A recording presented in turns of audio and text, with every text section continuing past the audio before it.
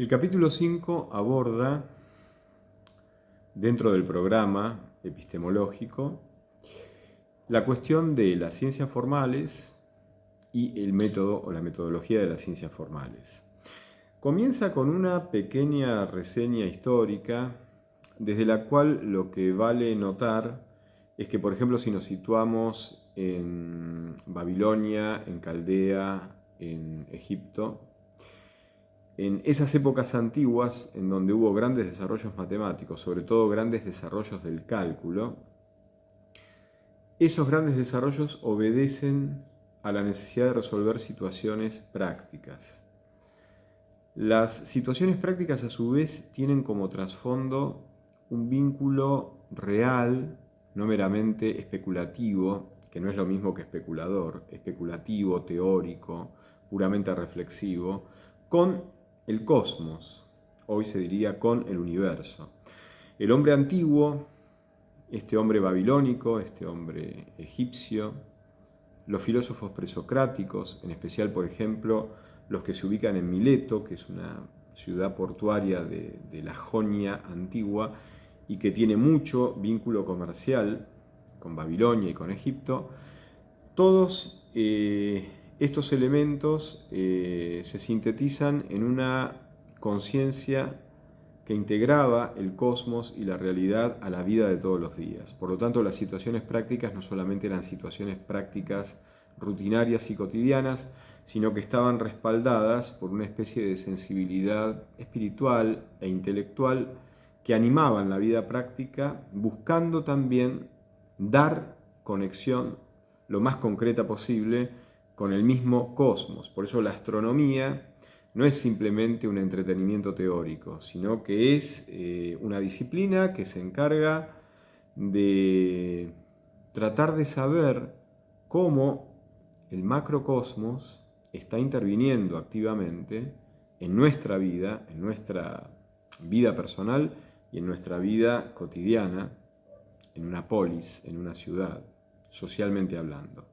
Entonces estas necesidades prácticas obedecen a una especie de cosmovisión que a los hombres antiguos de estas zonas y de estas épocas, esa cosmovisión los integraba en una necesidad de vincularse con el cosmos, de vincular el cielo y la tierra, para de alguna manera parafrasear a Hermes Trimegisto, cuyo axioma fundamental justamente decía que así como las cosas se pueden leer en el firmamento a través de las posiciones de los astros, eso es el reflejo en el firmamento de lo que está sucediendo aquí abajo, de lo que está sucediendo también en nosotros, si uno tomara en el nosotros la propia carta astrológica, la propia carta natal. Esta era la convicción.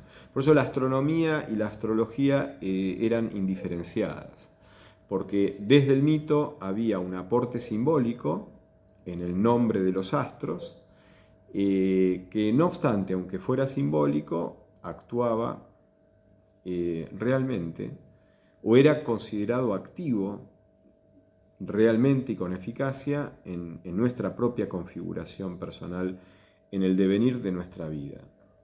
Estas eran las condiciones desde las cuales la matemática prosperaba.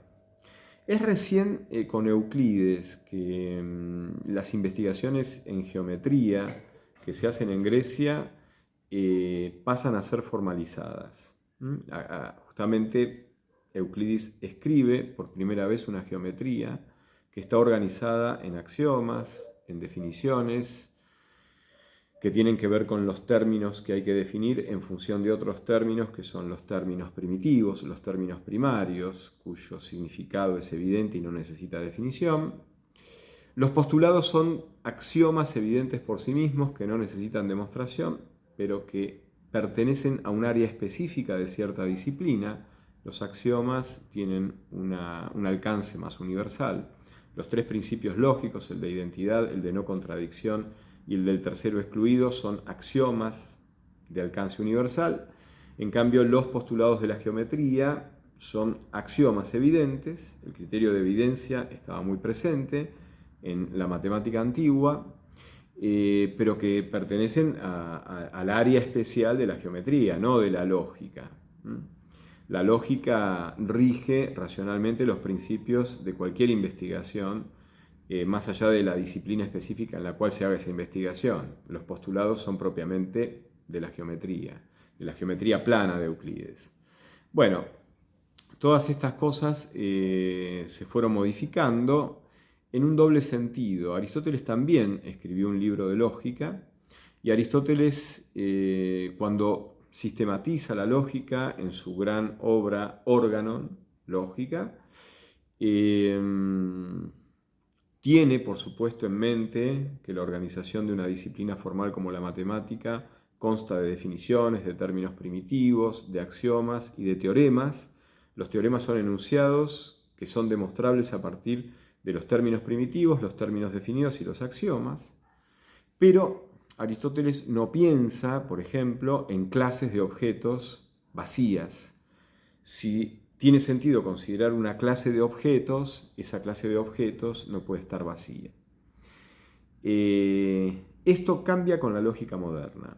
La lógica moderna tiene que suponer, revisando sobre todo las investigaciones que Aristóteles hace sobre lo que él denomina los silogismos categóricos, la lógica moderna dice, por ejemplo, y esto me lo habrán escuchado, que hay enunciados que son incumplibles y sin embargo tienen un contenido epistemológico, tienen un contenido científico no solamente muy propio, sino importantísimo. Por ejemplo, si yo enuncio el principio de inercia, que es el primero de los tres principios de la mecánica clásica establecidos por Isaac Newton, el principio de inercia dice que todo objeto que no está afectado por fuerzas externas, si está en reposo permanecerá en reposo, y si está en movimiento describirá un movimiento rectilíneo uniforme, es decir, un movimiento con velocidad constante.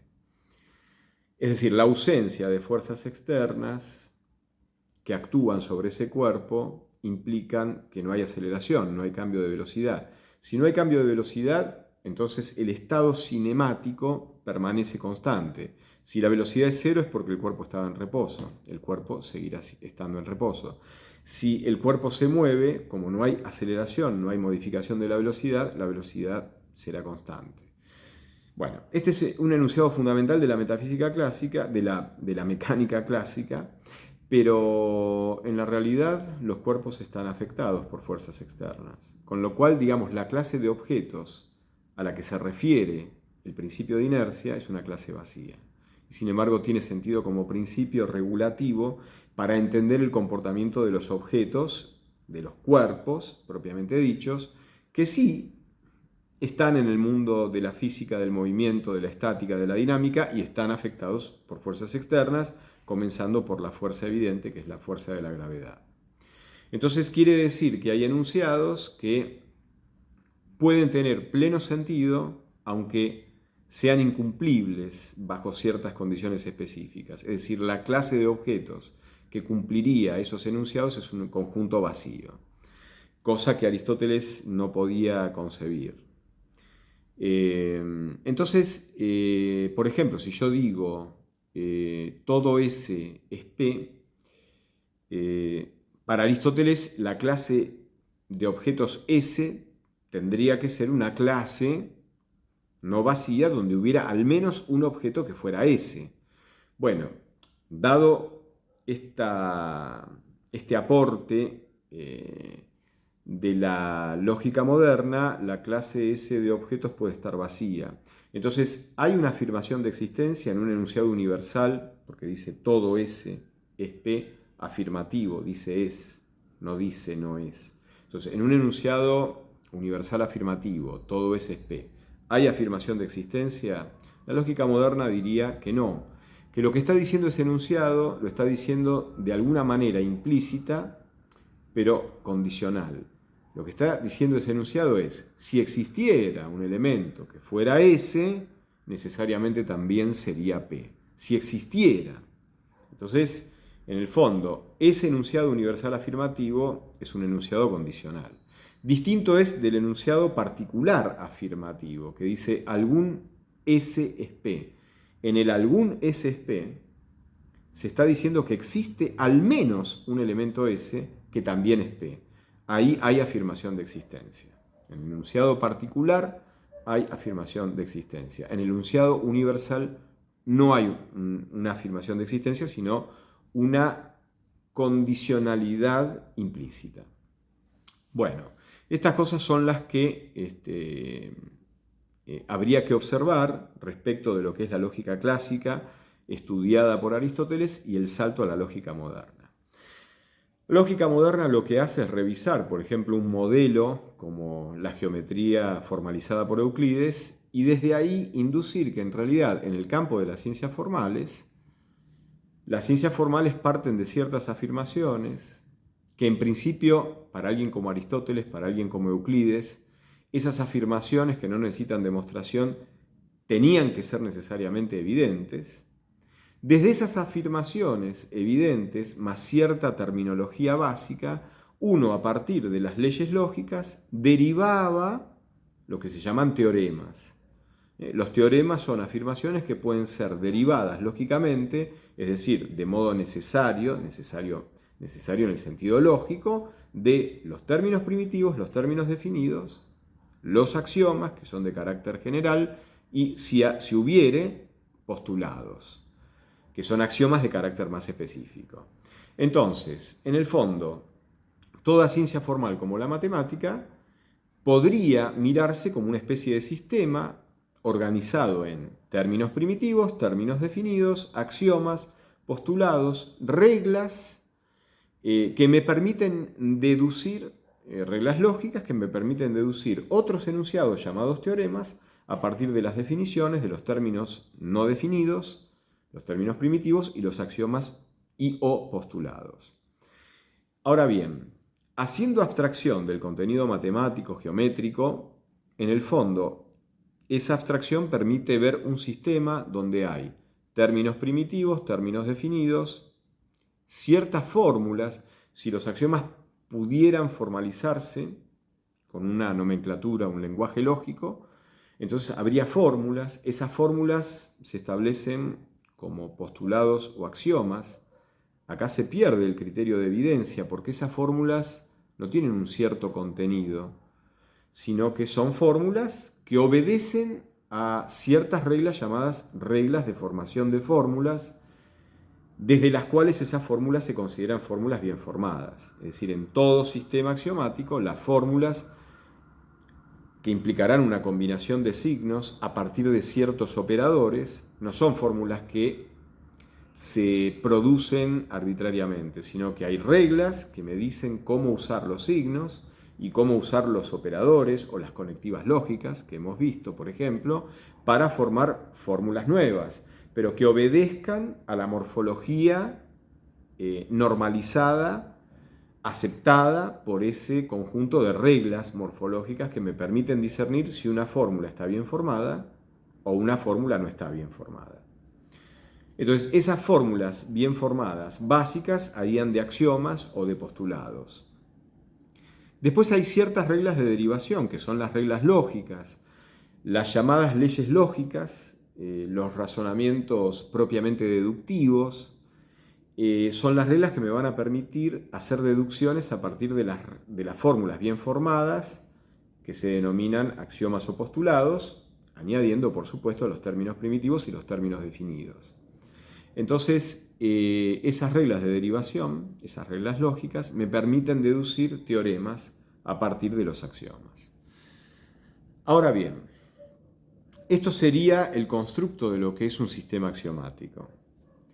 ¿Qué podría pasar en un sistema axiomático en términos de los axiomas? Bueno, podría suceder que hubiera axiomas innecesarios. ¿Qué quiero decir con esto? Podría decirse que cuando yo establezco mis axiomas, sin darme cuenta, resulta que incluí algunos axiomas que en realidad podrían ser deducibles del otro grupo de axiomas. Estos axiomas, en el fondo, podrían ser teoremas de este primer grupo de axiomas, obviamente incluyendo los términos primitivos y los términos definidos. Entonces, a estos axiomas que están de más se los puede eliminar porque se los recupera como teoremas. Muy bien. En ese sentido, cuando los axiomas no tienen relaciones lógicas de deducción entre sí, no hay una derivabilidad lógica recíproca entre ellos, entonces se dice que el sistema de axiomas es independiente. Ahora, puede pasar que, aunque sean independientes, sin que uno se dé cuenta, ese grupo de axiomas permita deducir cierta fórmula y también permita deducir como teorema la negación de esa fórmula. Bueno, en ese caso entonces se podría deducir la afirmación y la negación. O sea, se podría deducir la conjunción entre la afirmación y la negación de esa afirmación. Bueno, o sea, se podría deducir una contradicción. Entonces, si eso ocurre, se dice que un sistema que permite derivar como teoremas contradicciones es un sistema inconsistente. Habría que revisar qué axiomas son inconsistentes, incompatibles entre sí, para purificar los axiomas que tienen que ir, de modo que el sistema recupere la consistencia. Ahora, por otro lado, hay otra propiedad que es, la pregunta sería esta, desde el punto de vista sintáctico, ¿toda fórmula bien formada en el sistema axiomático será un teorema? Es decir, ¿será demostrable a partir de los axiomas, los términos primitivos y los términos bien definidos? Bueno, si toda fórmula bien formada o la negación de esa fórmula bien formada constituye un teorema, que por lo tanto es demostrable dentro del sistema, desde este criterio sintáctico se dice que el sistema axiomático es completo. Si hay alguna fórmula que sea tal que ni ella ni su negación sean demostrables en el sistema es incompleto. Ahora bien, desde el punto de vista semántico, la definición de completitud dice lo siguiente: un axioma es completo si y solo si, cuando hay una fórmula bien formada que pertenece al sistema, si esa fórmula bien formada no es deducible como teorema, al ingresar al sistema como un nuevo axioma, eso produce que el sistema se vuelva inconsistente. Esa sería la definición de consistencia desde el punto de vista semántico. Entonces, la fórmula está bien formada, yo no la puedo demostrar, pero resulta que si la integro al sistema, el sistema pierde consistencia, es decir, el sistema se vuelve contradictorio.